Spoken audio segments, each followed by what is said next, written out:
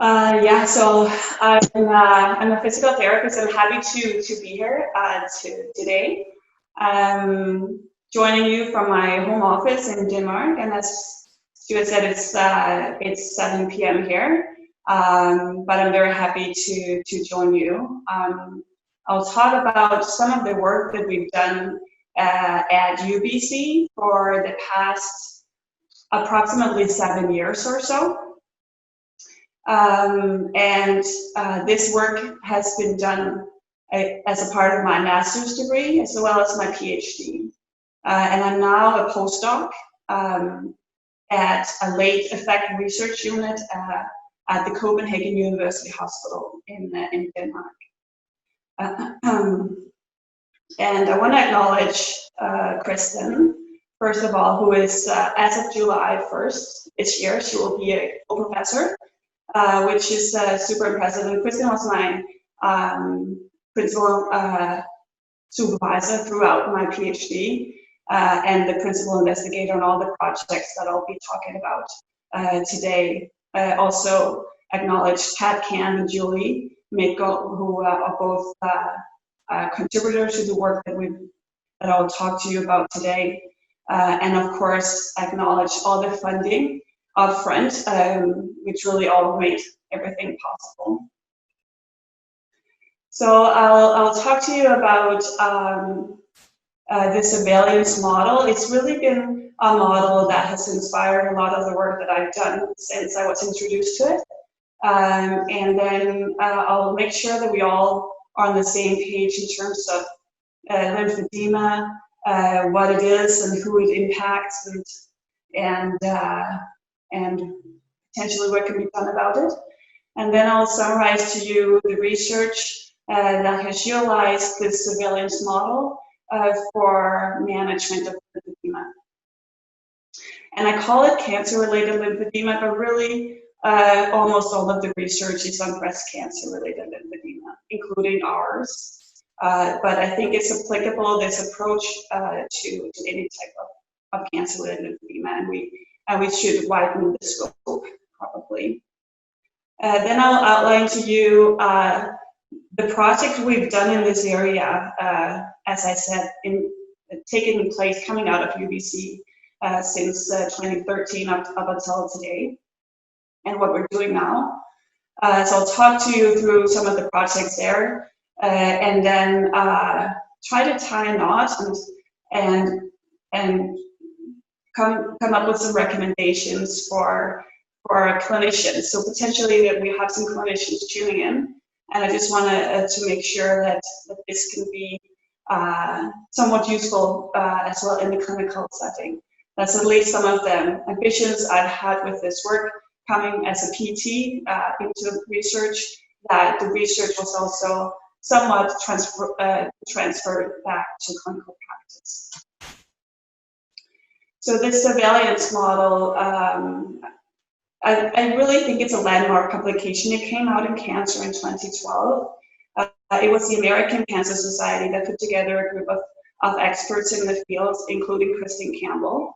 They're mostly North Americans and Canadians, American and Canadians, a few Europeans in there. So it's a North American initiative, and it really shaped the research that we did after this came out in 2012.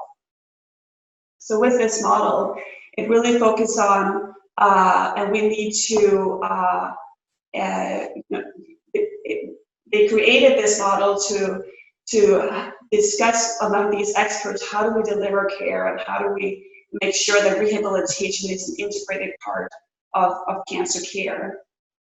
So with this, the aim was really to improve or increase the attention on the physical and functional limitations. So the case again was breast cancer. It can be applied, I think, to any cancer, and to really, and the aim was also to enable early detection to prevent the development of chronic late effects.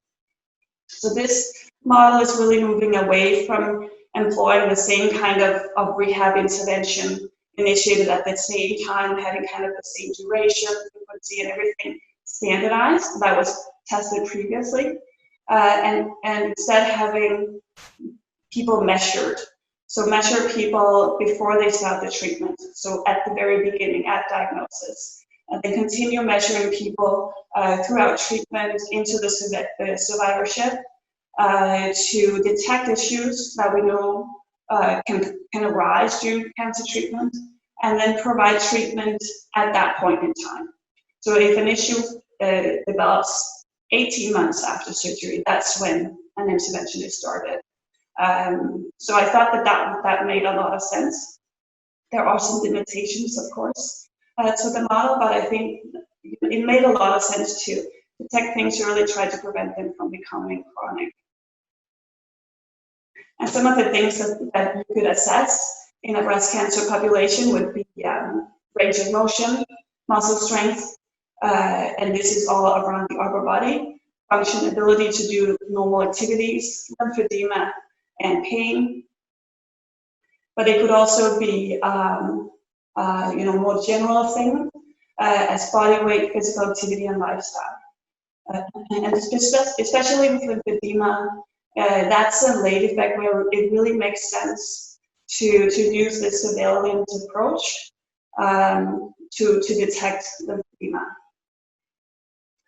And lymphedema is a progressive condition that is caused when the lymph system is impaired. So the lymph system is all the green vessels running around the body there. And with surgery and radiation, that impairs the lymph system. And the impairment is in the axilla if it's a breast cancer surgery. So some of the symptoms include pain and discomfort, heaviness, tightness, and different sensation, and you can imagine that altogether impairs the ability to do normal things. And the interesting thing is that it develops in two phases. So there is this early reversible phase where there's no tissue change and there's no, so it's a soft edema. You could have a pitting edema, so you can kind of push the fluid around. Where later on it becomes a more hard fibrotic arm or area that is irreversible. So with this, it really makes sense to apply this surveillance approach and detect it at a subclinical stage. And it's about 1 in 5 women, depending on treatment. It could also be 1 in 3 if a person has axillary lymph node dissection followed by radiation that develop lymphedema from breast cancer. So that is a large group of people, and that's of course why all the research has been focusing on that. It's super difficult to do research in other types of cancer-related lymphedema because there are so few of them. So you can probably imagine that if you have a big swollen arm and you need to wear bandaging, as you see in the picture, that it has some emotional impact. So these people have poor body image, more, you see anxiety more, you see negative perceptions of yourself, you see poor sexuality and higher risk of depression. And for some reason, particularly survivors who have a low education and not a low income are more impacted by lymphedema. Potentially because of the utilization of the services that we already have. A lot of the services are located in a private setting. So there's not a lot of public lymphedema management. So it comes at a cost, plus the garments come at a cost, and you need 2 sleeves per year, and you can imagine that creates some inequity. So there is a rationale for really seeing if you can prevent this condition. So we're working on a systematic review right now to try to condense the literature on the surveillance model that has been used for lymphedema. And there's published 24 studies to date, and this is some ongoing work that will just share with you. It's not published or presented anywhere, but here. And so most of it is observational, retrospective or prospective cohorts, but also a few RCTs. One of the RCTs is our own that I'll outline to you in a minute. But they're small and underpowered, and they don't provide the evidence that this model can actually prevent the development of chronic lymphedema. However, together, it points towards it. So there is some indication from the observational work that it might be the case that we can meet the well-powered RCT, in my opinion, which is some of the things that we're working on right now. So there has been some calls for research to really demonstrate and test the effectiveness of early intervention. It makes sense from this view that we can detect it subclinical, but we really need the evidence. And we also need programs to how do we reach those people at high risk? Like how do we actually structure it in a clinical setting? And in Canada, there has been a specific focus on access, given how Canada, the geography of Canada. So really some calls regarding development of some programs that can really provide access, help people access it, so programs do not increase inequity, and also develop some tools that can help evaluate the effect of programs, but also help us determine what are the prevalence of lymphedema in Canada, for instance, which we do not know. We don't have that data. So to develop some easy-to-use outcome measures for some of the calls that we picked up on and tried to address in our work. So the second part here is what we did. And I'll outline briefly some work, and I'm happy to dive in more if you have questions. So overall, we really wanted to develop some strategies that could really improve the reach and timely access to a quality physical rehabilitation program for people with breast cancer. And we had this hypothesis that has yet to be tested, really, is that early detection and timely management will decrease the prevalence of chronic issues. So this is kind of guiding all the projects that I'll outline briefly to you. So the first project was this pilot RCT. I was fortunate to be able to use some of that for my master's when I joined Kristen back in 2014. So this RCT started in 2013, so just after that model was published in 12. So really the very first work in this area. And with the aim to both establish the feasibility, but also the preliminary efficacy of this program on a range of different issues in the upper body, including lymphedema. And second, to describe the cost of a program in the Canadian context in Vancouver. So we had an education group, which was our control group, and surveillance group. And both groups had assessments done pre-surgery for their shoulder range of motion, strength, function, and volume for lymphedema. And then our surveillance or intervention group, that assessment was repeated every 3 months. So at 3, 6, and 9 months post-surgery. And if we detected any issues, then we referred people into an individualized treatment at a hospital-based facility.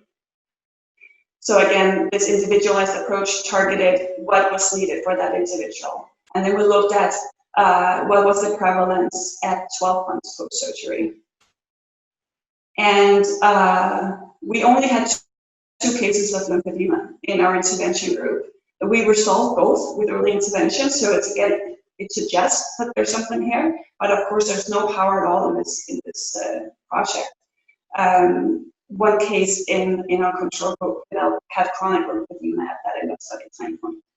And with this study, we started off by having strict recruitment criteria, so only having those high risk, but we had to change it during the study to have a more widened inclusion criteria to really make it a feasible recruitment.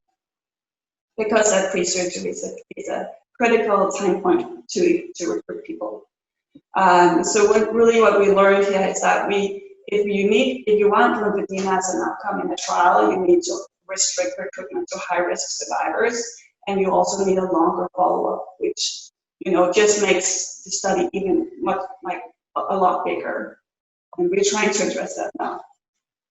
But first, feasibility and cost of the program. We did see the lymphedema. We didn't have too many cases, but in general, we saw that people had fewer issues in their upper body in the intervention group and in the control, so positive. It was also quite feasible. So about 80% attended at least 4 of the 5 assessments. So people were actually quite committed to the program. And it was also not too expensive. So it was about $150 for the 5 assessments of surveillance. But that did not include the parameter, which is quite critical, really, because that is really the tipping point for this program. And again, not too expensive for the participants. So their travel was about $34 in total per participant, which is, but also illustrates that people lived close by and in this context of Vancouver, this program could be done feasibly, but we realized that could potentially not be scaled to the rest of BC or the rest of Canada. Let's take a sip of water.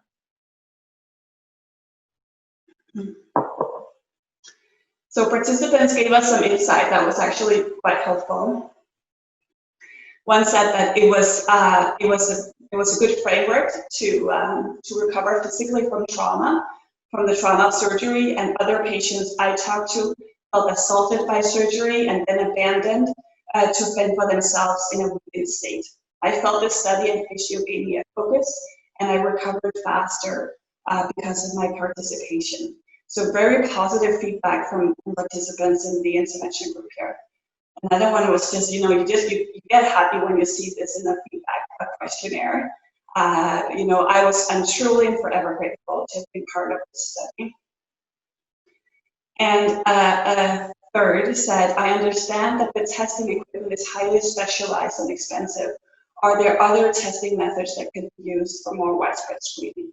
Which was a brilliant idea, really, because we were very focused on this model. It was just published, and we wanted to use gold standard outcome measures. But really, to broaden it out, we would need to consider this idea that she proposed. So we went with that idea to consider other ways of assessing people. And again, that was also the call that came, like we need some brief, easy to use outcome tools. So we did that. We tried to develop a tool that people could use on themselves. And then we wanted to test the reliability and validity of women measuring their own arms at home without having any instruction or supervision by a PT. So I'll just outline it to you, and then I'll show you the video guide that we sent people to give you an idea of what this was. So, so really, the question here is self-measurements reliable and valid? And we thought probably not, because you need a skilled PT or some advanced objective tools to do these things. But we tested it out, and we were surprised by the findings. So this was a cross-sectional study with women with and at risk of lymphedema. And we really saw excellent reliability. And this reliability, even as I said, when people were at home, before they had ever met us, so we just mailed them the tape measure, you can see. So it's just a simple $5 tape measure that you can buy off Amazon. So we just mailed them the package and then sent them a link to a video guide, and then they performed these measurements super accurately. And the ability to detect change was also quite small, so they could change difference from between 4 and 7%. So that is very important when you want to detect subclinical lymphedema, because usually a 10% difference over time is considered a mild lymphedema. So if this tool can detect smaller changes, that's really, that has potential. And then, of course, we worried that participants would just freak out over this self-assessment tool, because women with breast cancer are very concerned with lymphedema, and they're very focused on it. So we worried that by introducing them to this tool, that we would just feed that anxiety and just make them even more anxious about developing lymphedema. But they actually reported the opposite. They said, of course, they said it was easy to do, but they also said that it gave them the sense of control, and they were quite happy to do the measurements. So that was positive and led us to continue testing it further. But before, yeah, lessons learned. There we go.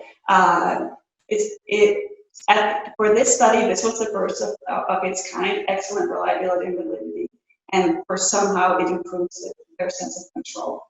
And now I just wanted to show you the video guide. So it's a less than 3 minute long video guide. It's freely available at our website. So you can use it if you feel like you are a clinician and you have patients that might benefit from it, or if you don't, you can just get an idea of what this is. And fingers crossed that everything works here. We've developed this video to help you measure your arm size following your breast cancer treatment. Measuring your arms regularly will help you track any onset of swelling or let you know if your lymphedema self-management strategies are working properly. Before you begin, you'll need 4 things: the measuring form, a pen, the measuring stick, and a tape measure. You'll start by making 5 points on each arm. Find the bony landmark on the outer side of your wrist and draw a line just below it to mark the first point. Now use your measurement stick to find the second point. Align the measurement stick with the first point and mark the next point on your lower arm.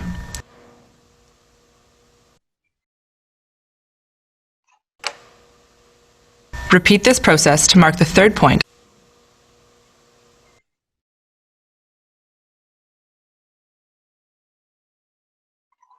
To identify the fourth point, you need to extend your elbow before you use the measuring stick. Mark this point on your upper arm, above the elbow. The fifth and last point will be on your upper arm, below your shoulder. You'll now have 5 pen marks on one arm. Use the same procedure to mark the same 5 points on your other arm. After marking both arms, you'll be ready to start measuring. To measure, you'll draw out the tape from the case and fit the plastic peg into the hole. Then encircle your arm just below the pen mark and press the button to automatically cinch the tape snugly around your arm. When you measure your right arm, the button on the tape measure should point towards your fingers. That way, the reading is on the inside of your arm and easy for you to read. When you measure your left arm, the button should point towards your shoulder. That way, the reading is still on the inside of your arm and easy for you to read. You begin by measuring the circumference at the first point on your wrist. Encircle your arm just below the mark and press the button on the case to tighten the tape. Your arm circumference in centimeters will be displayed. Please record this number on your form and ensure that the measurements for your right arm are recorded on the space for the right arm and similarly for the left arm. Move to the second mark and measure the circumference here. Record this number and continue up your arm to measure the circumference at the 3rd, 4th, and 5th marks. After measuring all 5 points on one arm, please perform all 5 measures on the other arm. Thank you and good luck with your measuring.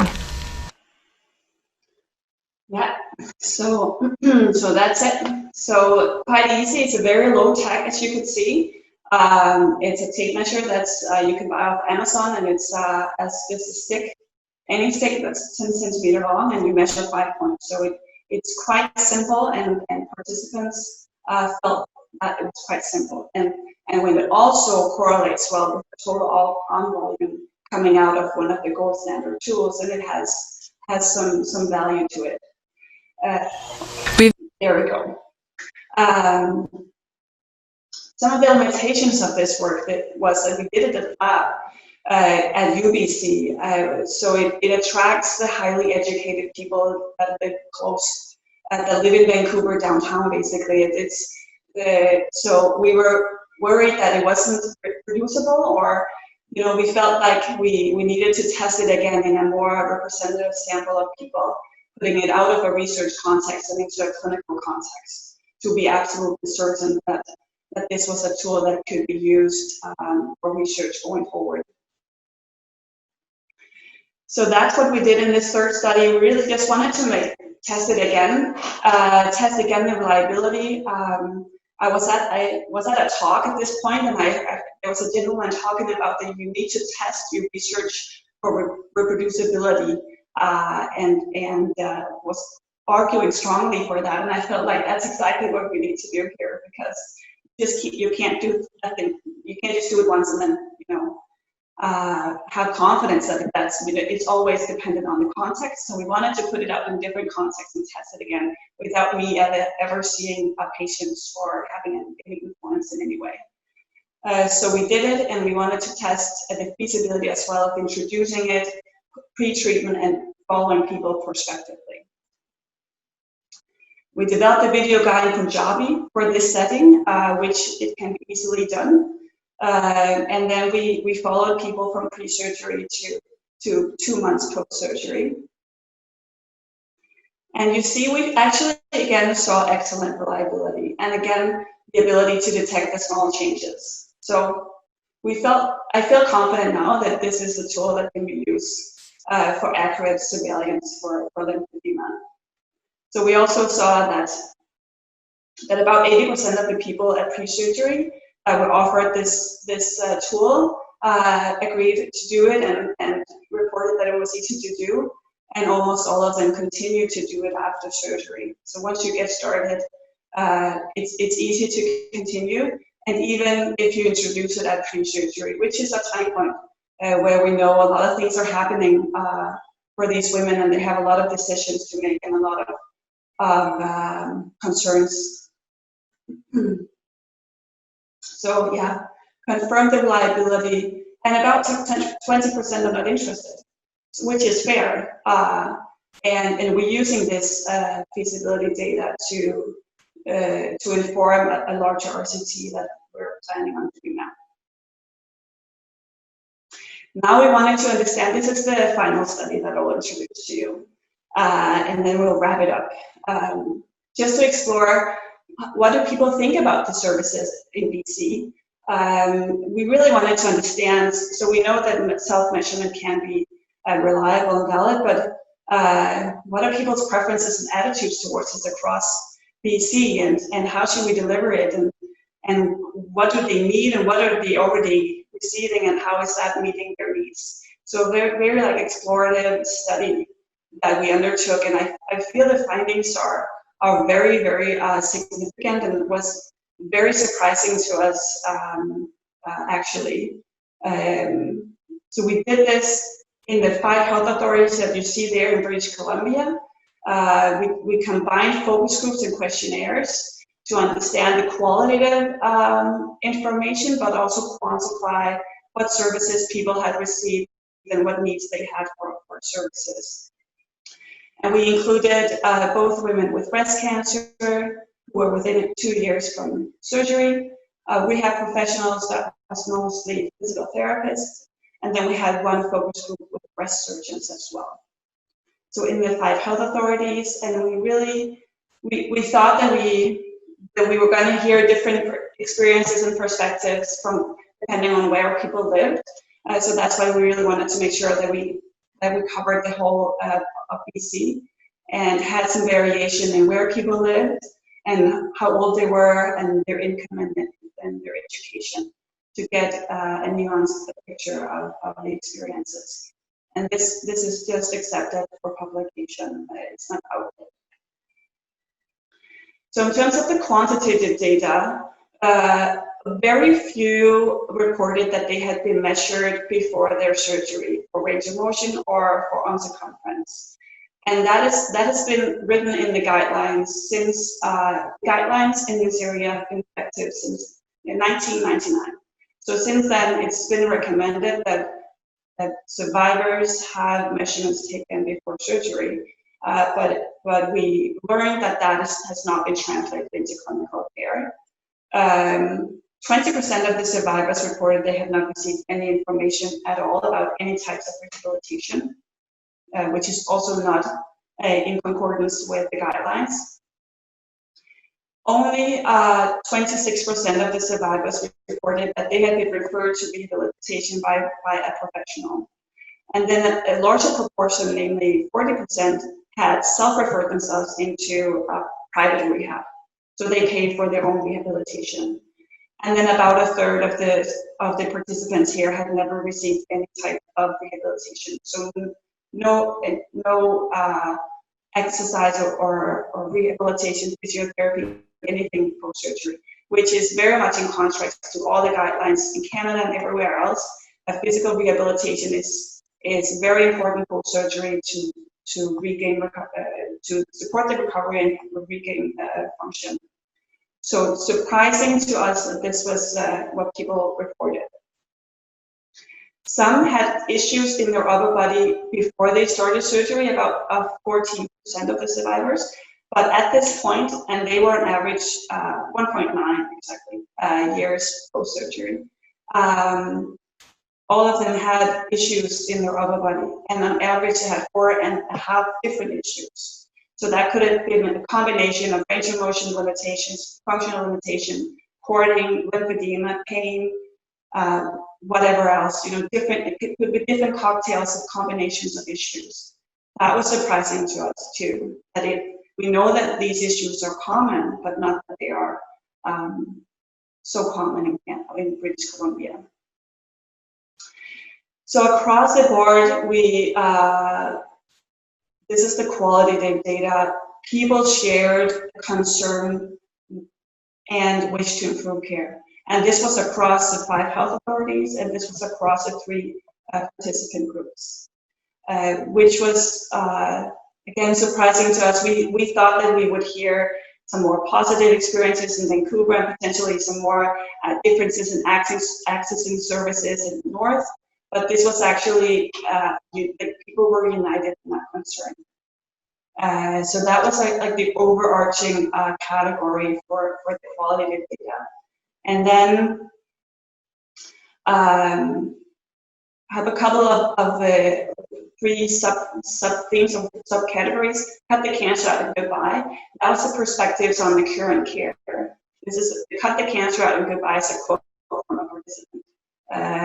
And that involves having no or insufficient patient education, having a lack of services, but also lack of awareness of the services that are existing, and having insufficient training of the healthcare professionals in managing cancer-related late effects in the upper body.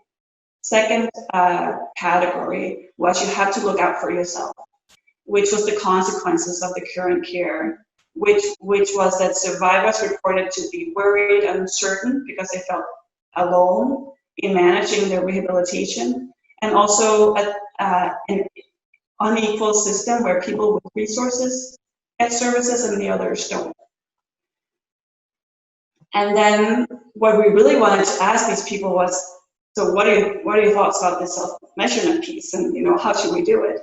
And some of those suggestions are introduced in this final theme or category here, in a perfect world, where people talked about how could we structure this, learning from a good example, having more services both pre-surgery and post-surgery, and then people had different perceptions on the surveillance piece. I'm looking at my watch, and for some reason, time is flying, but I wanted to share a couple of quotes. I don't know, I'm diving into this study more than and this is the last study. I'm diving in more because I think it's such a strong criticism of the current system that it needs to be spoken out.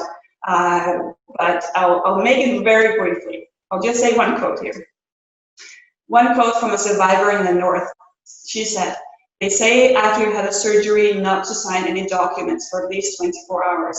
So let's not tell patients important information. Like, how dare you come in when I'm half corked out of my tree and they all this information on me, and now I'm responsible for it." So just lack of information or poor timing of when that information is being delivered. I'll skip the next quote just to, in interest of time. So again, lack of awareness of the services in BC. A person from Vancouver said, I was never made aware of, never offered, never signed up for, or referred to any kind of rehab. So strong quotes in my opinion. Insufficient training of the healthcare professional. A professional from the island said, I don't think we can educate patients until we educate the people who are looking after the patient.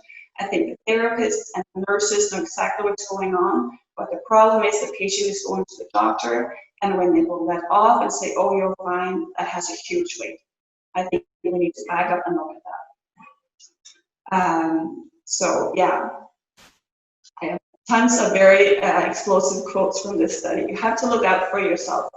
Just worry and uncertainty. I'll just skip through it because I can see that time is running. But people are just worried and concerned, and they report it's a two-tiered system. If people have money, they can go off to private practice and have excellent service. If they have no money, they're left without services.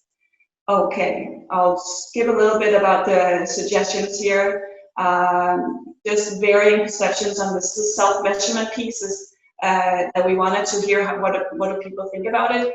One survivor said, I am somebody that would have appreciated actually having someone teach me and for me to do the measurements, so I had an idea.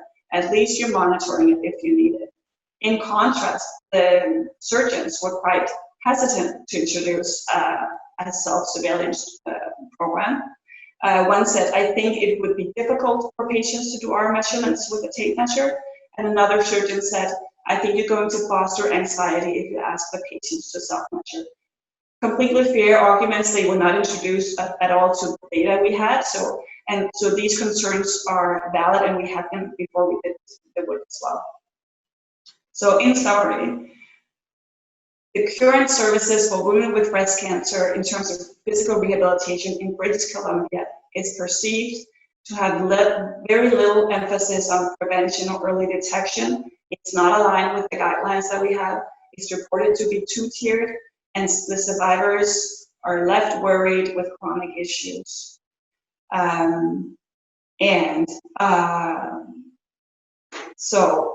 It's kind of a criticism, but basically we're trying to move forward here, improve reach and access to quality physical rehabilitation. That's again the overall objective of the work. And I want to just introduce you briefly to the ongoing work that we're doing to move forward with this information. You have to continue this work. You're kind of when you know people are expecting us to make a difference here. Kendra is leading this discrete choice experiment. Kristen is the PI to really get a closer idea about what are the preferences, how should the program look, and how can we develop an effective program here in British Columbia. And I am leading a multi-center randomized trial. This will be my postdoc trial here in Denmark. It's a national trial. It tests at 5 different hospitals, and we will test this approach. So if surveillance and early detection, subclinical management can prevent chronic lymphedema, utilizing the self-measurement approach along with gold standard tools as well. Okay, I'm speeding up, but my last point on the outline was just the recommendations for clinical practice. Just how do you take all of this research? How can you use it? And this is all my own recommendations that I would give. It would be a recommendation from me to provide education sessions on physical rehabilitation, not at the day of surgery. So if that is the practice that's happening, which we heard in BC, consider changing the timing of education so it doesn't happen when the person has just woken up of surgery. Consider introducing pre-treatment measurements. They work ideally to identify changes. If you consider a surveillance program, mostly it's done every 3 months. I would recommend you do it. You have a program for at least 2 years if you want to detect lymphedema. You can use our video if you want to try this out. It's freely available. You're very welcome to reach out to me or Kristen at UBC if you have any ideas or anything you want to work on in this area. I'm very happy to chat. And again, just thank you for giving me this opportunity, Stuart, and thanks for the funding, and thank you for tuning in.